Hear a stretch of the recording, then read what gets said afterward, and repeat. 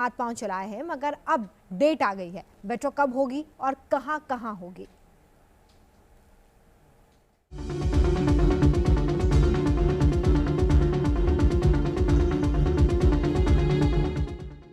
$370 के बाद पाकिस्तान को एक और झटका।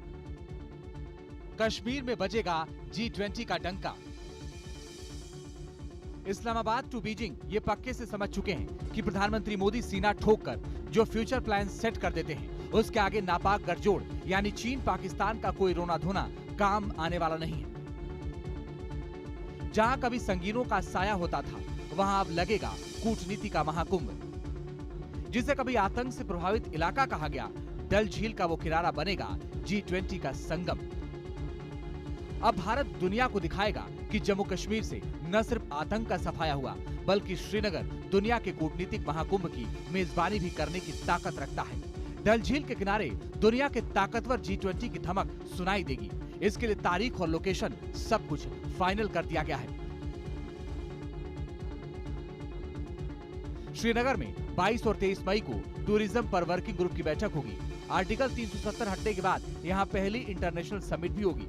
कश्मीर यूनिवर्सिटी में G20 के अंतर्गत 2 अलग-अलग बैठकें होंगी। आर्टिकल 370 हटने के बाद कश्मीर अपना सबसे बड़ा इवेंट होस्ट करने वाला है।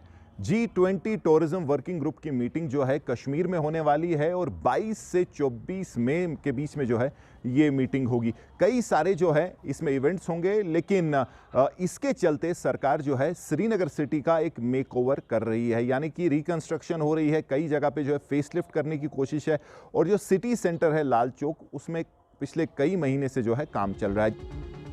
मोदी सरकार श्रीनगर में G20 की टूरिज्म समिट की तैयारियां भी शुरू कर चुकी है। समिट के दौरान बड़ी संख्या में विदेशी मेहमान घाटी पहुंचेंगे। उनके रहने, घूमने और सुरक्षा के चाक चौबंद इंतजाम किए जाने।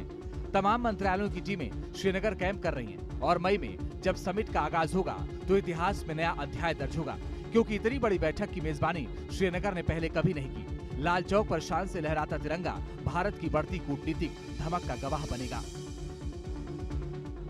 मगर ये ग्लोबल लीडर प्रधानमंत्री मोदी की फॉरवर्ड प्लानिंग है, जिन्होंने G20 की अध्यक्षता की कमान संभालने के बाद उसे सिर्फ दिल्ली या किसी एक शहर तक सीमित नहीं किया, बल्कि देश के अलग अलग शहरों में बैठकों का एजेंडा तय किया गया। इसी कड़ी में जैसे ही श्रीनगर का नाम आया, पाकिस्तान जलने भूलने लगा। जिस तरह 370 के खात्मे के वक्त उस दौरान के प्रधानमंत्री इमरान खान ने खूब शोर मचाया था, मोदी के खिलाफ जहर उगला था, ठीक उसी तरह G20 की बैठक का एजेंडा तय होने के दौरान पाकिस्तान फिर से छाती पीटने लगा था। चीन, सऊदी अरब, तुर्की जैसे देशों से लॉबिंग कराई थी। G20 में शामिल देशों को कश्मीर का डर दिखाया था, मगर दिवालिया पाकिस्तान की कोई दाल नहीं गली। पाकिस्तान को समझ में आ गया कि उसकी औकात क्या है।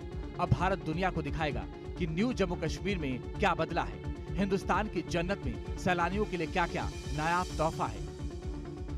370 के बाद पहली बार विदेशी सांसदों का जमघट तब लगा था जब विदेशी सरजमी से 23 सांसद घाटी की जमीनी हकीकत जानने श्रीनगर पहुंचे थे। 2 दिन के निजी दौरे में सांसदों ने श्रीनगर में सैर सपाटा किया था। डल झील में शिकारा की सवारी की थी। वो तस्वीरें तो महज ट्रेलर थी, पूरी पिक्चर मई में नजर आएगी। श्रीनगर से मीर फरीद के साथ टीम न्यूज़ नेशन।